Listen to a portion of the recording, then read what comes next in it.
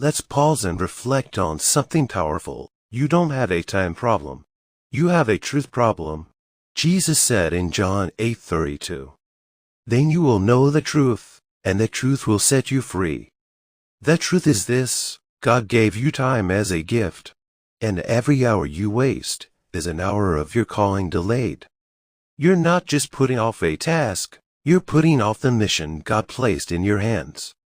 Ephesians 5:15-16 tells us, "Be very careful, then, how you live in it as unwise but as wise, making the most of every opportunity, because the days are evil." So here's your divine challenge today. Don't say, "I need more time." Say, "Lord, teach me to use what I already have." Each moment you surrender to God, each minute used with intention, becomes a seed that bears eternal fruit. Here's a holy truth: obedience comes before emotions. In Matthew 14, Peter walked on water, not because he felt ready, but because Jesus said, "Come." He moved before he felt secure. He acted before he felt steady. And only then did he experience the miracle. Your life will move forward the same way. If you wait to feel strong, you'll stay stuck. But if you act in faith, even trembling faith, God will meet you in motion. James 2:17 says, "Faith by itself, if it is not accompanied by action, is dead." So today, stop saying, "I'm not ready," and start praying, "God, give me the courage to begin even when I'm afraid." Because your breakthrough doesn't come when you feel different. It comes when you move different. And as you do that consistently, obediently, your feelings will follow your faith. God calls us to walk by faith, not by feelings. 2 Corinthians 5-7. Feelings are fleeting, but God's purpose for you is eternal. Remember what James 1:22 says.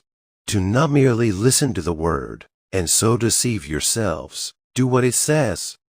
Discomfort, that's God's way of saying, step out. Confusion, that's a call to trust Him and start anyway. Fear, that's when faith needs to take the lead. The best version of you is the one who steps out in obedience, even when you don't feel ready. When David faced Goliath, he didn't wait for courage to fill his heart first. He took his sling and stepped forward. His actions led to victory, and his faith grew stronger in the battle. So today, ask, what would the person God created me to be do right now? Then do it even if it feels messy or scary, because every step of obedience is a step toward the freedom God promises. Discipline isn't a special gift reserved for some. It's a daily choice, a fruit of the Spirit cultivated by obedience. Galatians 5:20-23. No one is born disciplined, not even Paul, who wrote many of the letters in the Bible, had to train himself. He said in 1 Corinthians 9-27, "I discipline my body and keep it under control." Discipline is about saying yes to God's will every day, even when it's hard. God's word tells us, "Whatever you do, work at it with all your heart, as working for the Lord, not for human masters." Colossians 3:23. When you choose discipline, you're not just working for your own success, you're honoring God's calling on your life. Discipline may feel boring or hard, but it builds the freedom to serve, to love, and to fulfill your destiny.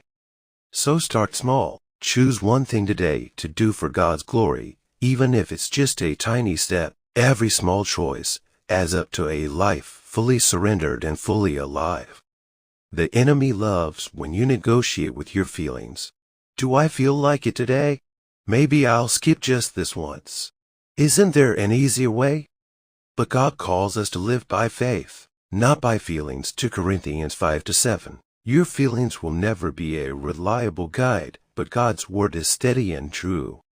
Make your plan and treat it like it promised before God. Don't wait for clarity created by obedience. Don't wait for energy, show up anyway, trusting that God will strengthen you. Isaiah 40:29. Don't wait to feel strong, grow stronger through the struggle. Philippians 4:13.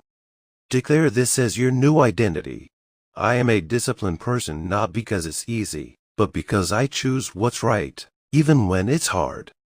Say this even on your weekdays, because discipline isn't about perfection, it's about getting back up again and again. Proverbs 24:16.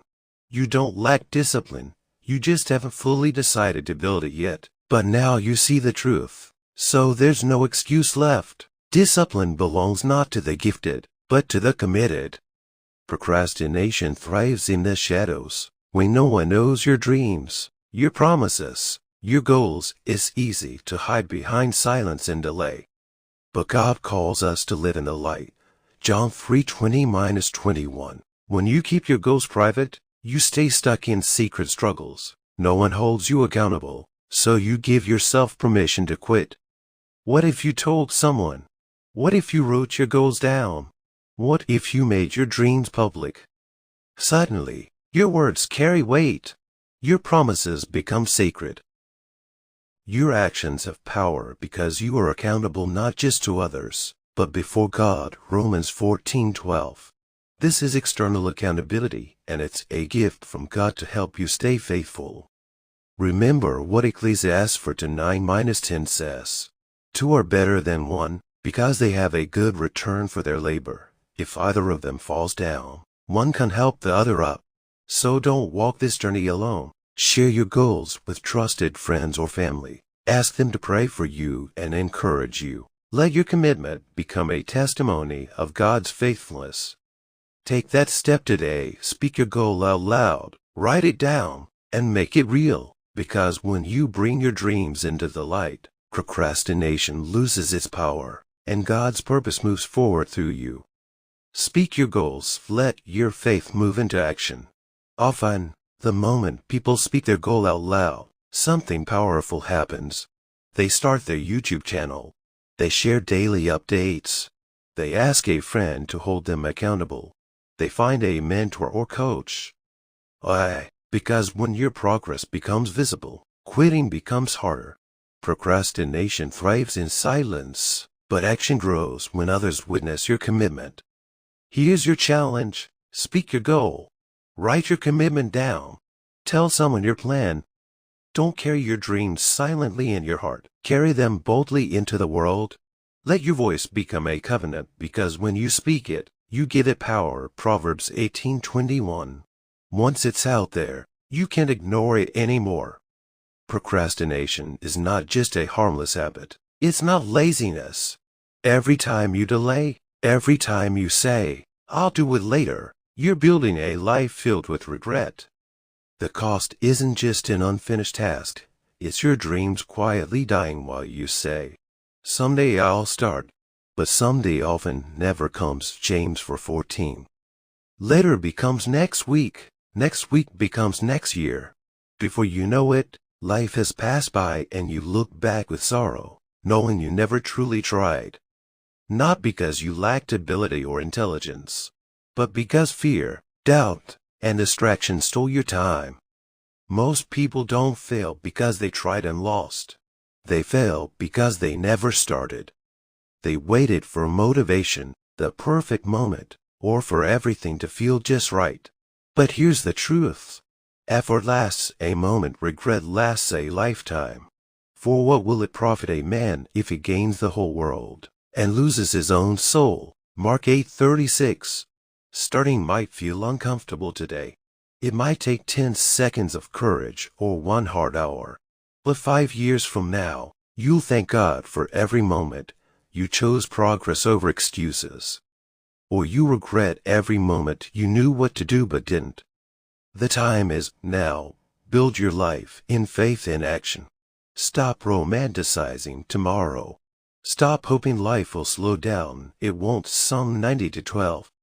The life God has planned for you isn't handed out. It's built by your faith and effort. Not someday, not maybe, not later, but now. Time is moving forward, and so must you. You don't need more advice or motivation. You need one decision. Decide to stop betraying your future. Decide to stop waiting. Decide to stop carrying the guilt of unused potential. Remember, the soul of the sluggard craves and gets nothing, while the soul of the diligent is richly supplied. Proverbs 13:4. This message isn't just motivation, it's a mirror. It's a wake-up call from God. Are you ready to answer it? You are not lazy, you are becoming who God created you to be. You're not lazy. You're not broken. You're not weak.